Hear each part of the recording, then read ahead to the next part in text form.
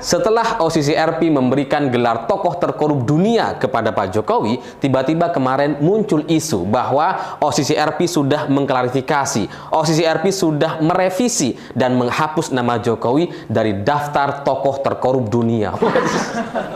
Dan bahkan ternyata ada link beritanya, ada capture-nya, disebar kemana-mana, dan saya kemudian di-mention di berbagai platform sosial media dan mengatakan, tuh lihat tuh, OCCRP sudah minta maaf, sudah klarifikasi, terjadi kesalahan dan seterusnya.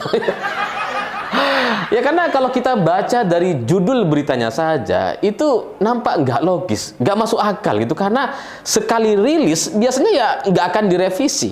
Dan lagian OCCRP ini nggak ada di Indonesia. Iya kalau ada di Indonesia gitu ya. Dan setelah berita ini muncul di Tribun News dan di inilah.com, saya kemudian jadi penasaran, masa sih? Masa sih dihapus gitu ya? Dan ternyata setelah saya buka di web resmi OCCRP, ternyata ya masih ada di situ. Masih ada nama Pak Jokowi dan tidak pernah ada catatan penghapusan atau histori penghapusan. Dan tapi ya gara-gara berita-berita hoax yang disampaikan oleh Tribun News dan inilah.com, akhirnya saya mengerti bahkan di level media sekalipun itu ternyata bisa diperintah untuk memuat berita-berita hoax. Ya saya pikir hoax itu hanya diproduksi di konten sosial media gitu ya, tapi ternyata di level media mainstream sekalipun ada juga konten-konten hoaxnya gitu ya.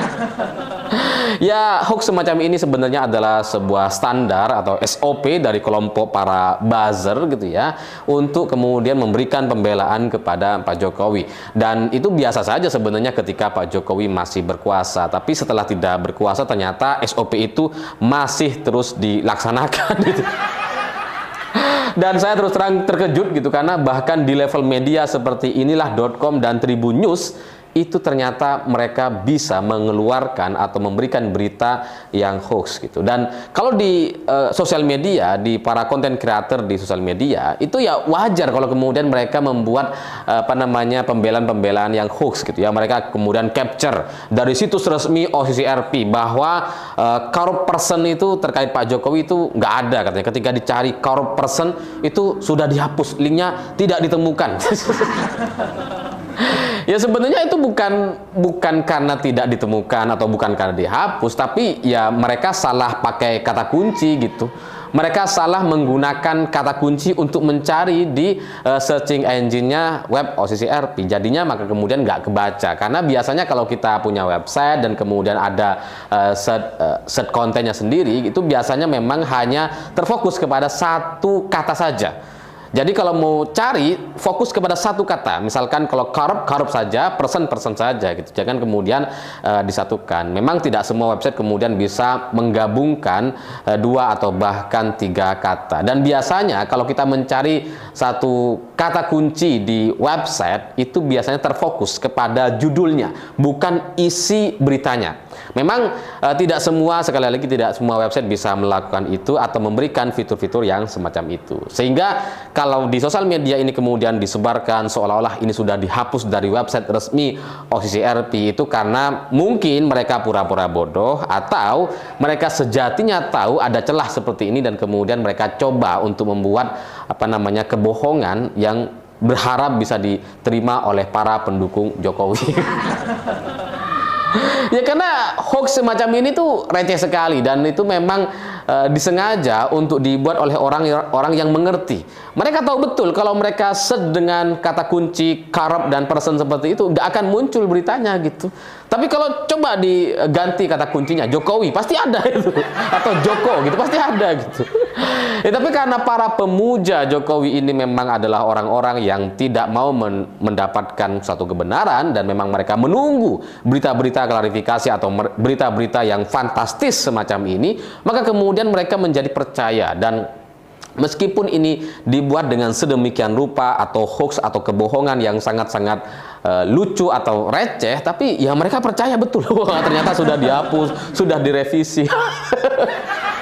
Dikira OCCRP itu kayak media di Indonesia gitu ya, yang bisa ditekan sama redaksinya terus kemudian menghapus link beritanya. Ya, tapi ya ini ibaratnya nasi sudah menjadi bubur gitu, karena tokoh atau gelar tokoh terkorup dunia sudah terlanjur melekat kepada Pak Jokowi, dan itu sudah tidak bisa direvisi lagi, sudah tidak bisa dihapus, dan memang ini menjadi sulit untuk diterima. Tapi ya mau gimana lagi, itulah faktanya. Kalau kita ngelihat di website resminya, tidak pernah ada penghapusan. Bahwa kemudian ada kelompok-kelompok buzzer, media mainstream coba memberikan berita bohong atau memberikan satu pembelaan kepada Pak Jokowi seolah-olah terjadi revisi dan penghapusan, yaitu hanya untuk membahagiakan para pendukungnya saja, untuk kemudian terjadi satu perdebatan di sosial media seolah-olah ini dihapus dan kemudian dianggap tidak ada. Padahal OCCRP sejatinya tidak pernah menghapus kontennya atau merevisi nama Jokowi dari daftar tokoh terkorup dunia. Dan setelah itu segala tuduhan kepada OCCRP yang katanya didanai oleh asing, didanai oleh CIA dan sebagainya.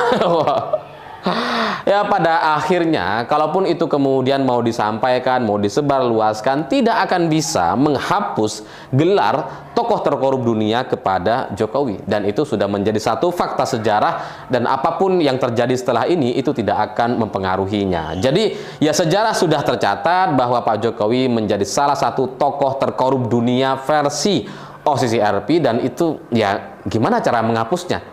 Ya kecuali misalkan OCCRP diambil alih gitu ya, sahamnya diambil alih oleh Kaisang mungkin bisa gitu, atau ketua OCCRP-nya diganti misalkan gitu ya, ketua pimpinannya misalkan diganti sama Gibran. Mungkin itu bisa direvisi atau diganti sama pamannya lah setidaknya. Tapi ya kalau tanpa itu semua, bagaimanapun OCCRP ini adalah lembaga asing yang berada di luar negeri, dan itu sama sekali tidak bisa diintervensi seperti halnya media atau lembaga-lembaga yang ada di Indonesia. Bagi saya ini adalah satu berita atau satu fakta atau satu sejarah yang cukup mengejutkan, dan mungkin tidak pernah terpikir bagi kita semua bahwa ini akan terjadi gitu. Ya, karena kalau kita ngelihat bagaimana dengan keputusan MK gitu ya, mengubah undang-undang sangat rapi sekali, dari Paman mengubah undang-undang, dari Parcok bergerak melakukan intimidasi, kemudian bansos disebarkan di berbagai provinsi untuk kemudian memenangkan, untuk demi kemenangan sang anak di Pilpres 2024. Itu kan sangat rapi. Segala kesalahan, pelanggaran yang dilakukan itu kemudian tidak mendapatkan hukuman apa-apa sampai 2024 berakhir. Dan kita tidak menyangka bahwa OCCRP akan memberikan satu gelar tokoh terkorup dunia kepada Pak Jokowi, sehingga gelar ini bagi saya itu semakin mengukuhkan atau semakin menyempurnakan pemecatan PDI Perjuangan kepada Jokowi dan keluarga. Karena mereka yang selama ini secara terang-terangan, secara arogan dan sangat luar biasa merusaknya dan tidak mendapatkan hukuman apa-apa kecuali sanksi sosial, itu kan nampak sangat sangat arogan, sangat hebat sekali. Karena nggak ada yang bisa menghentikan mereka gitu ya. Di pilkada mereka melakukan cara-cara yang sama, tapi dengan fakta sejarah atau gelar tokoh terkorup dunia dari OCCRP, rasanya ini kemudian membuat Jokowi itu nampak sangat-sangat kelimpungan sekali. Ya, karena jarang-jarang loh ya, jarang-jarang Pak Jokowi memberikan satu respon atau memberikan jawaban kepada satu isu yang biasanya itu bisa cepat berlalu.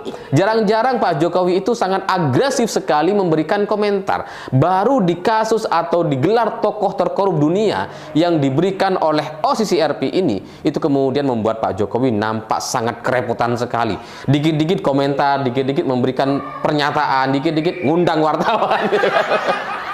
Jadi OCCRP ini sangat mengganggu dan menghantam mental Pak Jokowi tanpa ampun, karena ini menjadi satu sejarah yang sangat buruk sekali, dan itu sekali lagi tidak bisa dihapus dengan cara apapun.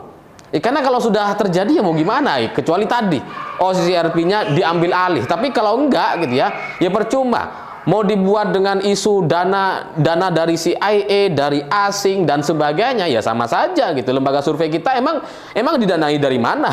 Kan dari istana juga gitu kan. Ya, karena survei-survei soal kepuasan, soal kepercayaan masyarakat dan sebagainya, itu kan ya munculnya dari pihak istana juga. Ya sama lah seperti OCCRP ini gitu. Jadi ya bagi sebagian orang atau mayoritas masyarakat itu tidak terlalu peduli lagi dengan latar belakang atau siapapun yang mendanai lembaga OCCRP ataupun survei-survei yang ada di Indonesia, karena mereka hanya fokus kepada hasilnya, bahwa katanya, kata survei-survei yang ada di Indonesia, elektabilitas atau approval rating atau kepercayaan masyarakat kepada Jokowi itu mencapai 500%. 80% gitu ya, ada yang bilang 90%. Ya, itulah yang kemudian mereka coba yakini, meskipun ya di belakang itu semua ada pendanaan-pendanaan yang sangat luar biasa.